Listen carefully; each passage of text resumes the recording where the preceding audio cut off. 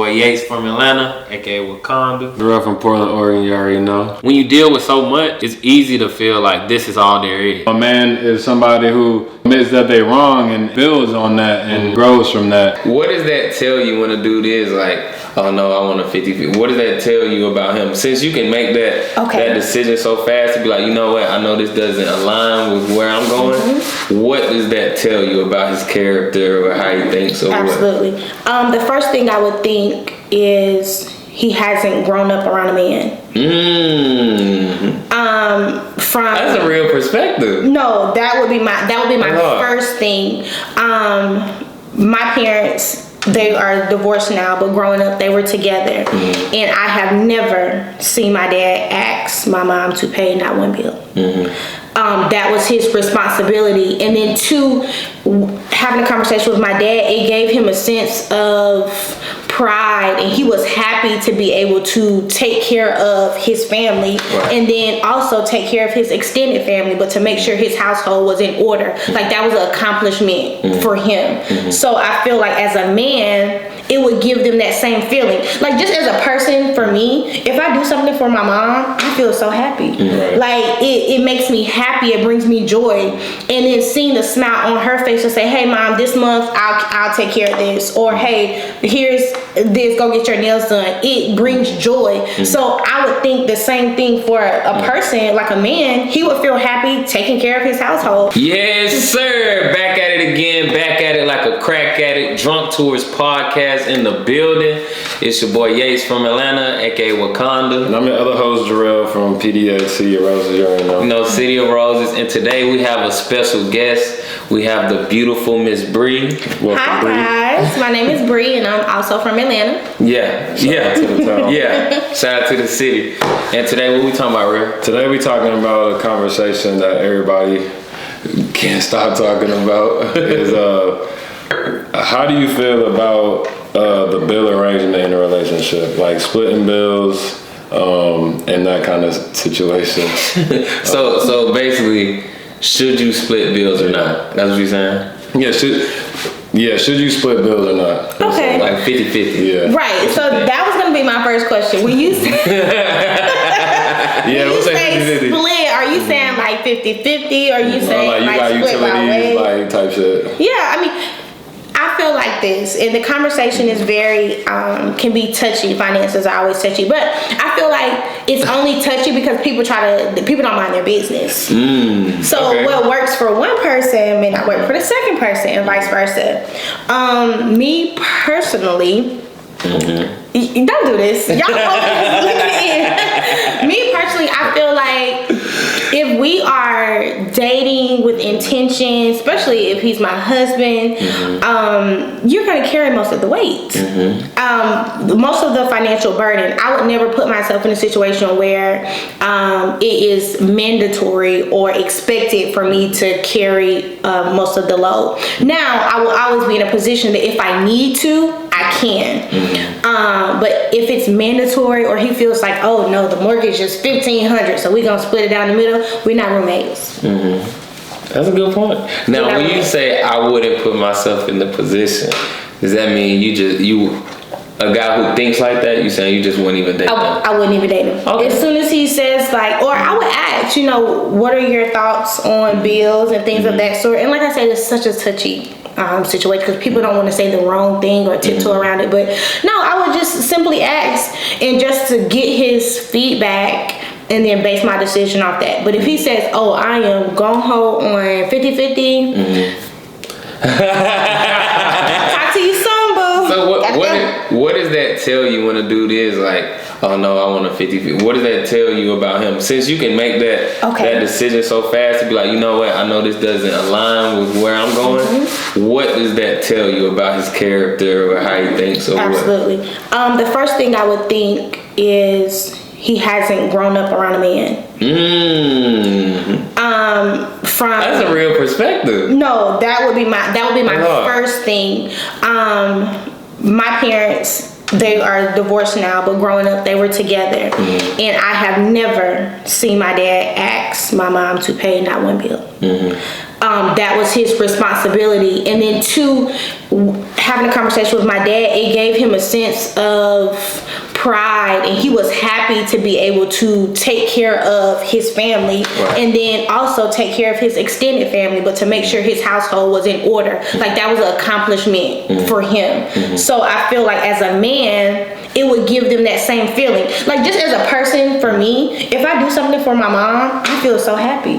Like, it makes me happy. It brings me joy. And then seeing the smile on her face to say, hey, mom, this month I'll take care of this. Or, hey, here's this, go get your nails done. It brings joy. So I would think the same thing for a person, like a man. He would feel happy taking care of his household. So I feel like, too, it would not make him feel less. It would take away from it would take away being a provider mentality that you hope he would have. Absolutely. And that would probably make him feel like less of a man. If he's not willing, like, to me, I agree with you. Yeah. Because I grew up in the same type of household. Okay. So the way I see it, and I have friends who are very 50-50, you know, but, you know, whenever they woman around and we all talking and stuff, they always seem a little less happy to me. And the respect is not the same. Like, the respect is there. And to me, it's not about finances, because you can figure out ways to make it work where it still makes sense. Like, okay, well, you cover this, or you cover this. But to me, I feel like for a woman to respect you, she has to feel like you have some type of morals that you live by, something that you take seriously. And if you consider yourself a provider, in some way that should come down to some type of financial burden. That's not super easy. Because if it's super easy, you don't really respect it. Like, if I say I'm gonna do something for you and you know it don't mean nothing, it don't mean nothing to you when I do it. But if I do something you know it's hard, it means something. Absolutely. That is so true. What you think, Real? Yeah, I was just about to say, what is that? You over there bubbling. Real quiet. What you thinking? Nah, I mean, I'm gonna play devil's advocate a little bit. All right, but, you know, I think it's I mean, I'm gonna give my real perspective, because I don't want to just make it seem like I'm just doing it for the sake of the argument. But like, I think it's I think as a man, I think it's probably a man should pay most of the bills. But I just think that I think, like you said, I think it's more so about, like, if whatever you're doing, like, it feels reciprocated, and like you said, because in the sense of, if I'm taking care of most of the financial burden, that allows my wife to have a lot less stress in a certain area of her life. You know what I'm saying? So for me to be comfortable doing that, I feel like she would have to provide a type of burden release off of my life. Right. Absolutely. You know? So rather that's, you know, like, you know, I don't want to say just home chores, because you know, that sounds sexist, but my thing is like, it's honest though. It is, because my thing is, like, the same way a woman expects a man to pay majority of the bills, that means the man's probably going to expect his woman to have more time to look prettier, or have more time for sex, or have more time for certain. If you have children, I mean, obviously you're gonna be like, oh, the kids, but like, I feel like that's obvious when you have children. But my thing is, let's say you don't have children and you pay majority of the bills. My thing is like, as long as I feel like whatever it is that she's supposed to provide for me is she's doing, then I mean, I don't care. Like we were talking about earlier, like if I make like $100K a year or something like that, like why would I care if my girl working or not? Like, you know what I'm saying? It's like, it's easy, but I don't want to be like doing all I can, you know, and I'm paying all the bills in the house.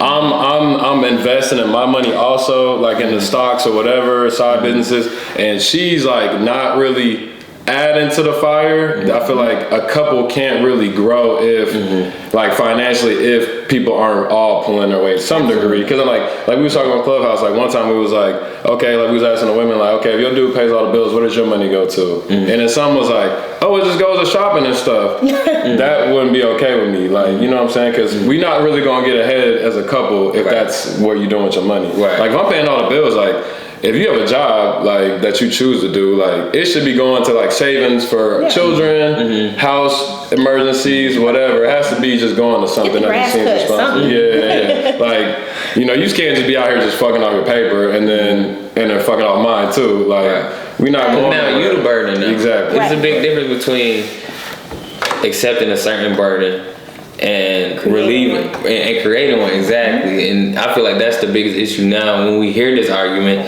a lot of people don't like each other, so it's already weird, because off the jump y'all both just looking for a come up. You know, it's like, well, I want her to do this, so I'll do this.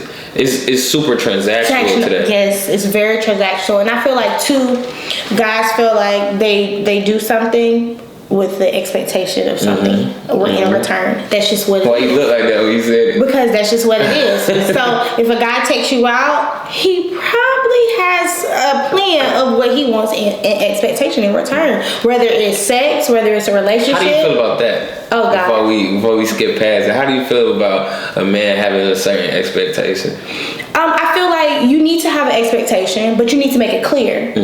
My issue is when the expectation is not clear, and you have to create a false narrative or come in sneaky to get what you want. Just say what you want, because a lot of women will go for it. For sure. If you just be honest, I've seen it over and over again. They will go for more than what you think, but the issue comes in, just for me personally, is when you feel like you have to backdoor to get it. Right. Just be honest with me, and I'll say, okay, cool, let's do that, or we can't do that. It's a character flaw. It's a character flaw, and it makes me feel like you think I'm so stupid that I'm not gonna pick up on your game. Right.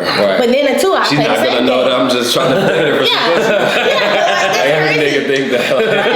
And it's just like I know what it is. It's like obviously. Right. When you first meet a young lady or a woman, she meets a young man, the first thing is you are usually attracted by their looks. That's the first thing that comes off, is just their looks. So it's just like, okay, so clearly I'm somewhat attracted to you because I started a conversation. So if I'm attracted to you physically, so then let's explore to see if I'm attracted to you in different ways. But that physical is that first point of the interaction. So it's just like, I know you want something. I got a quick question. Like, okay, so this I feel like is a common problem for men who do pay most of the bills. How do you feel about the added control by a man once he starts paying all the bills? Because a lot of women say once a nigga starts doing all this stuff, and now that he does have that much leverage, because like you say, he shows that he's providing, he shows that you start to be dependent a little bit more on your man, because that's the whole point, is to be able to, because obviously it's easy to say, oh, women can just find a dude and just let him just take care of everything, but at the same time you gotta understand how much trust a woman has to have in that dude to put herself in a fucked up possible position by dating him, because if shit don't work out and she don't work, or she's in a bad position. So that already takes like courage of a woman in that point. But like I won't say most, but a lot of women that I've met or just seen their testimonies online and stuff, they say like once the dude starts paying majority of the bills and kind of doing all that, he starts to think that he owns you. Like, how you feel about that? Okay, so have you experienced it? Yes. Start there. That's a better way. Okay, I was gonna give an example actually. Okay, so I feel like there's a difference between control and entitlement. Okay. There's like a thin hair. Okay. So he feels entitled to you because he is taking care of or taking some of the burdens off of you. So he feels entitled to you. But that's where I go back to. If the conversation is had up front and saying, okay, this is my expectation, this is what I want, this is what I expect in return, then that creates that area. I don't think it is a control thing. Unless you make it that way. And you make it that way by not speaking up. When he does something that you don't like, or for just saying control. Oh, okay, well, I'm paying your rent every month, so you need to answer the phone every time I call. You just gotta have a combo before you start paying the rent. Well, no, not even that. Not even that. Now that's real though, because if you say it, because before you start doing certain things, people are very agreeable. Yeah. You know what I'm saying? He said, if I pay this rent, ain't no falling asleep. I was asleep. Yeah. You get what I'm saying? But it's fair. Once you have a conversation, it's a lot easier. But then too, on the back end, I'm gonna say, if I'm busy, I'm not answering my phone. Yeah. Right. But I'm gonna call you back. You get what I'm saying? Right. But I still gotta like. Right. That's so transactional. Who has that conversation up front? I did. I feel like it's important to have any conversation that brings worry. Like anything that you feel like in the back of your mind could be a potential worry, you got to speak on it before. But I feel like it's even better when the reason why you say it is based off experience. If you're like, hey, I dealt with this before, so this is.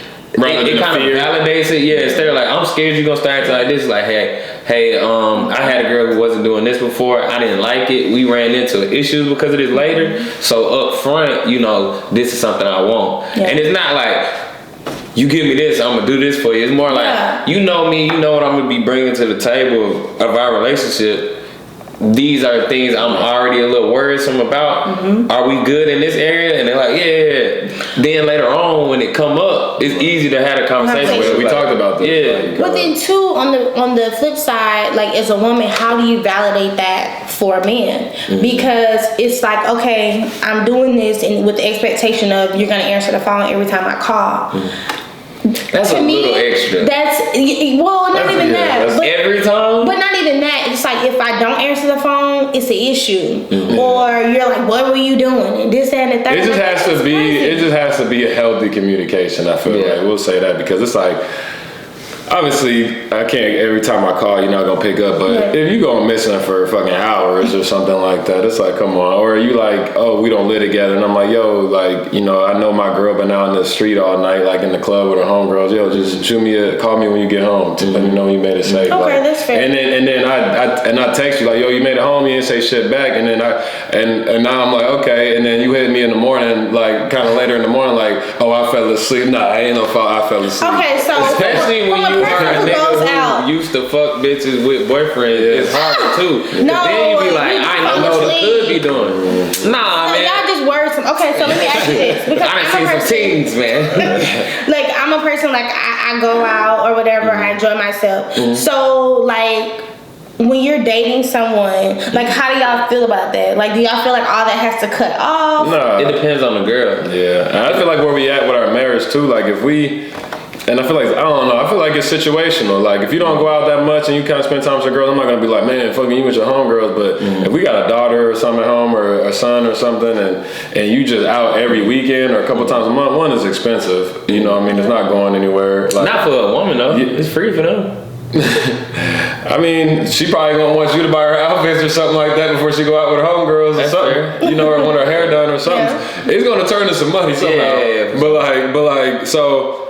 And she doing that all the time. It's like, okay, like you've been going out or something like that. It's like, or she's just coming home 3 or 4 in the morning. It gets to the point like, okay, you a 33-year-old mother. Like, do you think you should really just? She said, That's ridiculous. But I'm just, I'm not. That's ridiculous. Man, I know 33-year-olds. I'm not saying that you can't. I mean, there ain't no age limit to being out with your kid. But there comes to a point to where it just becomes like this is your lifestyle. Yeah. You know what I'm saying? Like your lifestyle has changed. Like you know what I mean? Like we in a relationship, like. And we dating and living it, our lifestyle patterns have changed. Like that's something that's more so for people who more on a single tip. Like if I'm dating a girl and we got a family, she shouldn't be going out all the goddamn time. Right. Okay, so what if she doesn't have, what if you don't have a family, y'all don't have no kids? So we talking about like the inception of the relationship. Like we just start talking. Or not even, we've been talking for 3, 4, 5 months. Okay. And see, if we're talking for 3, 4, 5 months, you're not even gonna want to go out like that. Okay. Like alone, like either you gonna want to be around me and my people, you gonna want your friends around my friends. It's gonna be, I think that's one of that goes back to what I was saying before. A lot of people don't really like people. Yeah. It's like you'll be kind of comfortable with them, but you won't really like them. Because when you really rock with somebody, you don't even want to be out. Because all you gonna, as soon as you get drunk, you just like, damn, I wish my nigga was here so we could leave. Let's finish that scenario though, what you were saying. Like, let's just say like that was the case though. You was about to say like, let's say you're talking for 5 months and like, no, go ahead. What you was kind of saying. Okay, so say y'all are talking for 5 months, no children on either end, no children together, and she's the type of person like she has that vibrant personality where she goes out. Like, how do you have that conversation where it's like you gotta stay at home? I don't know, man. I don't keep it 100. I don't like that shit. I don't like girls that be outside if I'm dating you. I'm sorry. Like, not all the time. I'm gonna be real. All the time. Like every other weekend. Yeah. Okay. Like I understand. Like I understand. Like going out to eat with your homegirls and stuff like that. Like something like y'all going out to eat. That's a little different. Like, okay, but not in the club. But if you in the strip club, just like you just got some people who just always on the scene. Yeah. Just always on the scene. Like I just don't want a woman who's always on the scene. Okay. Like, I think that's more so. I don't want like every time somebody look up at your thing like. It's 4th of July. You at the birthday bash. Yeah. She's at Rolling Loud. She's at like I ain't saying my girl can't be at all the events, but it's like why? I don't know. I mean, it could be a fear thing. It's personal. You know what I mean? Okay. Maybe, but just because I don't know. Maybe it's just I don't know. I just think it just leads to more temptation, and I just feel like you living in a pattern of most of the people that you probably gonna be around are probably gonna be single. I just feel like when you're in those type of environments, majority of those people are single. You know what I mean? I just feel like if the DJ was like, "How many people in here married?" It's probably gonna be. It's probably a lot though, but they ain't gonna scream. Yeah, because when I enter, they not. You know? That's the thing. That's the thing for me is. And I had a question too. I'm gonna ask you. It's about based off of like experiences because it come down to what type of woman you dealing with because I've dated all the way across the spectrum from super good girls to like people in the nightlife heavy, and it's not a control thing. It's more of a, like he was saying, setting up habits. It's like, are you setting up a habit where it's gonna be real easy for you to fuck up, or is it like I never have to worry? Because some girls I've dealt with could be out all the time. I never worried because one, they were always trying to get me to come out. I just either didn't want to go, or we just had different situations where it's like I don't want to go with your friends, or the weirdest part is for women. Y'all don't really pay for a lot of shit. Like I know when you go out, you're not going out buying bottles. I know you can. But I know you're not. Usually you got invited out with a group of niggas. And this the thing, when you used to be in the group of niggas, you know how the group of niggas think. So it's like we were saying, transactional. Shit do come with it. Yeah. So you come out 2-3 times, cool, we having fun, we vibing. You keep coming out, you drinking these bottles, and they gonna get a little more handsy. Now we closer, we more friendly. So now when you dance, if I smack your ass one time, you don't feel funny because it's like, it's just this nigga, he crazy. By the 7th, 8th time, now it's like we got a whole new set of girls that's about to start coming out. It's turned into a little bit of competition. Your homegirl might be like, hey, you need to fuck that nigga. Whatever. Right. But it depends. It depends on the type of girl. But what you think? Like closing joint, you Brie. Do you think it's good for? First, ask the question you're gonna ask real quick. I forgot. Okay, well, my bad. You're good. Okay, but go ahead. Do you think it's good for a girl to keep going out a lot when in a relationship? Yes. Okay, if that was her lifestyle before, of course it's gonna change because she's now dating someone. So if she has 3 available days, she's probably now only gonna have 1 available day because the other 2 she's on a date or she's with that person or whatever. So I feel like it's gonna just naturally slow down. Right. But if she goes out, then don't trip about it. But my thing is also too, my thing is you also gotta understand who you kind of. My thing is also depends on what kind of. You can't be a dude who date a chick who's like a bartender or a bottle girl. What's up? And she lives in that like service industry as far as like the clubs, like that's where she gets her money, and that was her lifestyle. She's always traveling and kind of that's her life. Like you can't date a wife of a party girl and then just be like, hey, you can't go out. But it's different if that's how you got her. Like let's say I got you. I pulled. Let's say we were at 11:45. I pulled you out of section 11:45. That's how I got your number. That's how we locked. I walked you to the car. We started kissing at the car. First day, I fucked after the first day. When you go out without me, a nigga gonna be thinking like, nigga, it just gotta be a nigga as dope as me. I pulled up there last night. They was talking about $60 a park. Boy, I turned around. You should have called me. I was like, I'm going to the south side. You said what? You should have hit bro. Yeah, I don't know. But he was at Rose. But go ahead. We gonna close out. I just want to make a joke about that. But I don't know. I think at the same time, like going back to like the paying the bills thing, like I just feel like women naturally, are like we going all the way back to like the beginning of man, women type stuff. Like women naturally like looking for security. Back then it was like security was in the hunting and the protection and the providing. It's just nowadays it's just the providing is mainly just obviously just it moved towards base finances, which is the same as like our level of hunting back then. So I think like women just naturally, it's not even the fact that they want like a dude who has money or they want a dude to pay all the bills. It's just more so like it just goes back to that security thing and just having that feeling of being protected, whether that's financially, mentally, emotionally, spiritually, all that physically. So I just feel like it just plays a hand in just the whole thing. And I feel like too, it's just more talked about. And it's more talked about on a mainstream level, so it sparks up a conversation. Because before, I I didn't have to tell you. It was just expected. You know, like with my parents are older, so she didn't have to tell my dad, oh, you're gonna pay this, you're gonna pay this, or how do you feel about this?